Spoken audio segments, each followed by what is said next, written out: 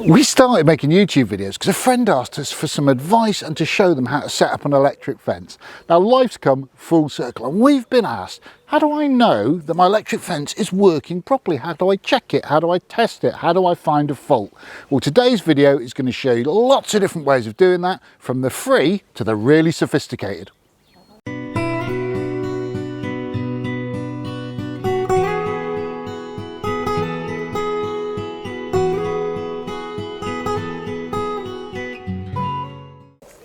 Hello, welcome to English Country Life. Welcome to the chicken enclosure on a lovely sunny day.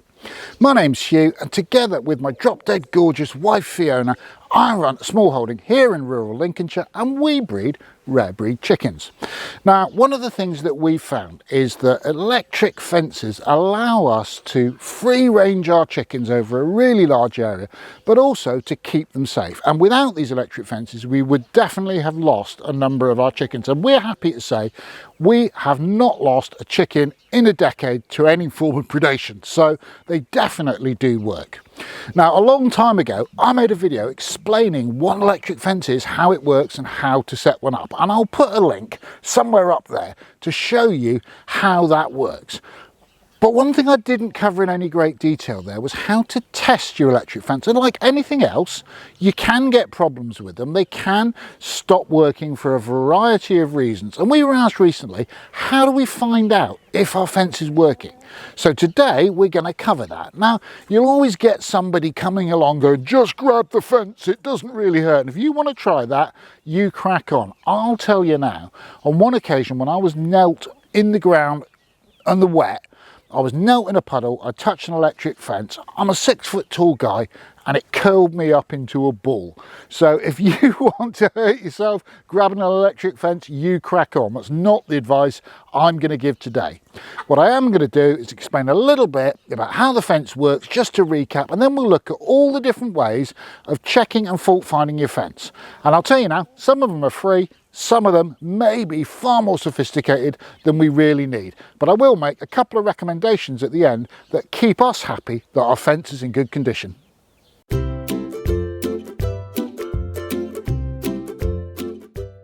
In order to understand how the testers work, it's sensible just to give a very quick recap on how the electric fence works. Behind me is a scruffy wooden box, and in there is the gubbins of our electric fence. And the main parts of the gubbins that you need to worry about is a big 12-volt leisure battery and a device called an energizer. What the energizer does is it takes that 12 volts and it converts it to a massively high voltage, but a very small amount of current. So it gives you a zap, but it doesn't cause you any physical harm. And it puts that out as pulses. The energizer is connected via a wire to this poultry mesh, the electric fence itself. And you can see the crocodile clip connecting it behind me. So a pulse comes out of the energizer, goes into the electric fence. The bottom of the electric fence, by the way, is not electrified, only the top parts are. That pulse travels around the electric fence, but it doesn't go anywhere because it can't get back to the energizer. However, if I touch the electric fence and I'm touching the ground at the same time, what happens is the pulse will go through the electric fence into me and into the ground. And over there's a big metal rod banged into the ground that's also connecting the energizer. So what happens?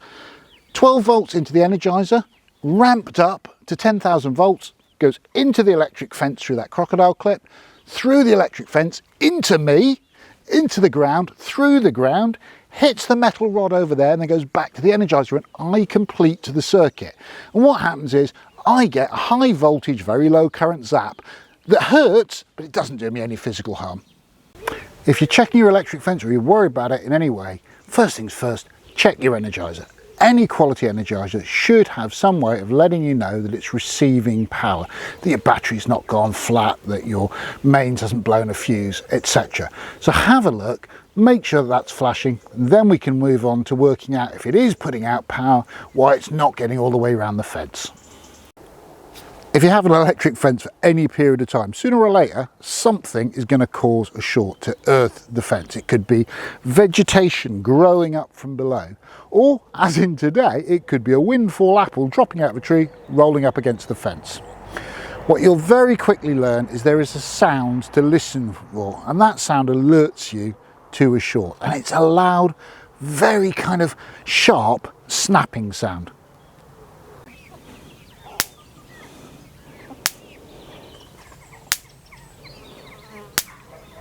Once you know what to listen for, of course, you can artificially create that. If you've got nothing sophisticated, you could just turn off your energizer, pull up a pole, bend a bit of the fence over so that one of the live wires is nearer on the ground, and listen for the sound. If you've got a soft hot gate, as we have, you can just unlatch the gate without turning off the energizer, lay it down a little bit on the ground, and again, listen for the snapping sound.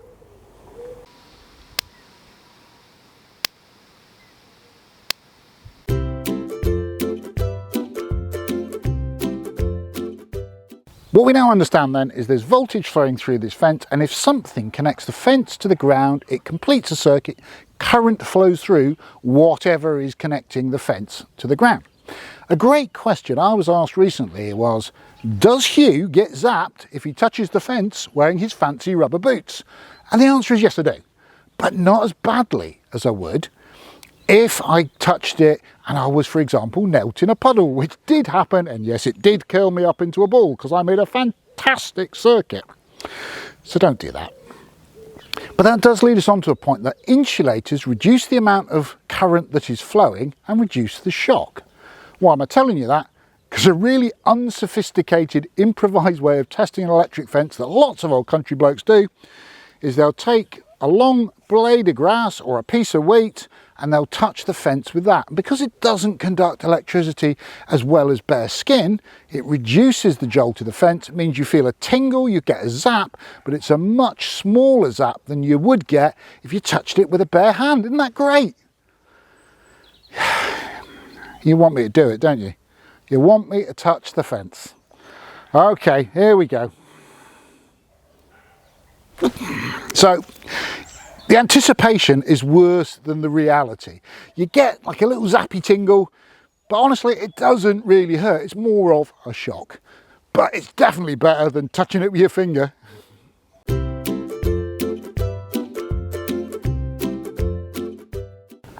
Let me show you an interesting way of testing an electric fence.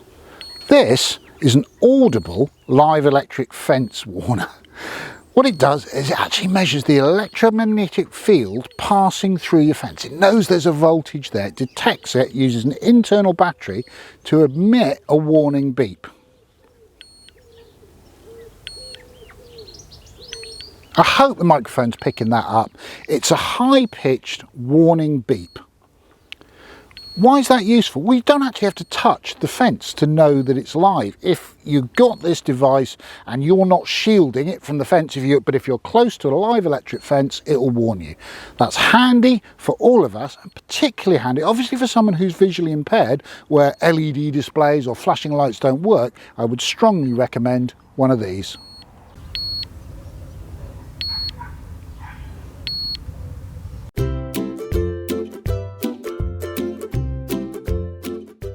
Whilst the audible alarm is great, what it tells you is the fence is more or less on or off, and I believe it registers anything over about 3,000 volts. So it tells you the fence is working, but not how well it's working. And for that, I prefer this. This is a portable voltage meter. It's got 10 LEDs. It will light them up from 0 kilovolts to 1,000 volts, 2,000 volts, 3,000 volts, etc. They go from the sort of red, amber, green setup. On the back is a metal plate. To use it, you touch that to the electric fence, press the red button on the front, and it will light up the appropriate amount to tell you how well your fence is working. That's really helpful because if you're getting, say, 6,000 kilovolts, you wouldn't know that using the audible detector. But using the voltage detector, you can know that it is working, but you've got some kind of a small short somewhere, and you can walk around looking for that short, listening for the snapping sound, trying to work out where it is, and adjust your fence.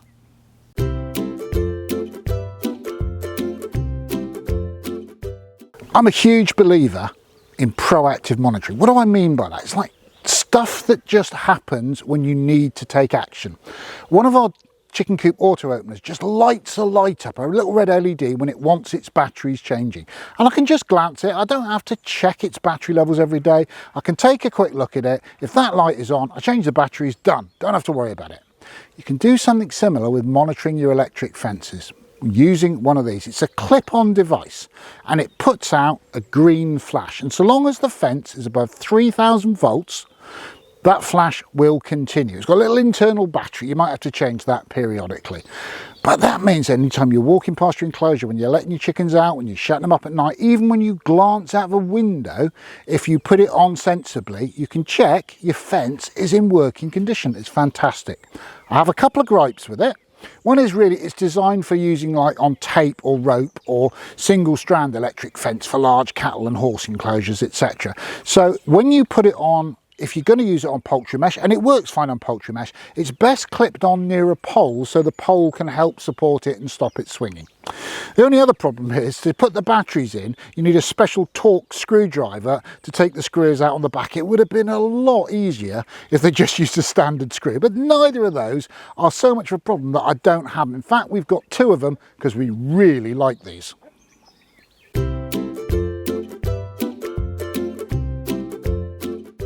Let's look at the really posh, really sophisticated, really clever end of testing your electric fence. This is an electric fence fault detector. It works a bit like the voltage detector. It's got a little metal thing at one end that you put on the fence. It's got a button to press, but it's got an LCD readout that will give you the precise voltage that's flowing through your fence. It will give you the current that's flowing through your fence, and it's got a couple of LEDs that will say any faults you find is off to the left or off to the right. Why is that good? Well, you imagine, right, if you've got one of these multi-strand tape electric fence setups which you're using to strip graze cattle, strip graze horses, sometimes those fences can have kilometres of tape, and wandering around listening for a snapping sound isn't really very practical when you're trying to work out where the problem is. But use one of these and it goes faults off to your left, you jump on your quad bike, you ride along 500 metres, you put it on again, you test it again, oh, it's off to the right. You can quickly home in on where the problem is. They're fantastic for that. On these sort of net enclosures that are relatively small for poultry, less so. Because the wires are all interconnected on a poultry net, it's much harder to work out where the fault is. And honestly, if you've got a couple of 100 metres of poultry net, using one of these is overkill. I think you're much better off for a smaller poultry net enclosure like ours with one of the multi-light voltage measurers. That's our roundup of how to check your electric fences working, all the way from the very simple and free ones that you need to improvise right up to the really fancy ones because you've got an enormous enclosure. But I think it's important to say, well, what do we use? What do we like? I like these. I like the small keyring multi-light voltage measuring fence testers, and that's what I'll use. And when I set a fence up, I'll pop that onto the wire, press the button, look how many lights light up, make sure it's in the green. If it isn't, we'll walk around, we'll look for a bit of arcing, we'll listen for the sound of things, you know, making that snap sound as the fence is grounding out, we'll reset the posts, we'll solve the problem. But we don't do that every day. That's great for setup. It's great when you know you've got a problem, but you can't really spend the time doing that every day just to check your fence is working. So the other thing that we really like is one of these. We do like the thing that goes, your fence is working well enough, and I can look out of a window upstairs, or when we come in to shut the chickens up at night, a quick glance will show me that this is flashing and I know that there's enough voltage going through the system just to make sure the chickens are safe for now and I don't have to do any more fault finding. If you've enjoyed that, if that was helpful, can you spare us 5 seconds? Give us a thumbs up down below. We have been asked a lot of questions on electric fencing, and we're really happy to do more, from the different types of gates and access to what's the right energizer for me. And if you would like to know anything more about that or any other aspect of our self-reliant life, just let us know in the comments down there what you want to see. Just like this video, we'll try and make that video for you. If you want to see that and everything else we do and you haven't subscribed to the channel, tap on subscribe down there and the bell next to it. It's a free service, but you'll hear every time we upload a new video. For today, thanks for watching and come back and see us soon. Take care.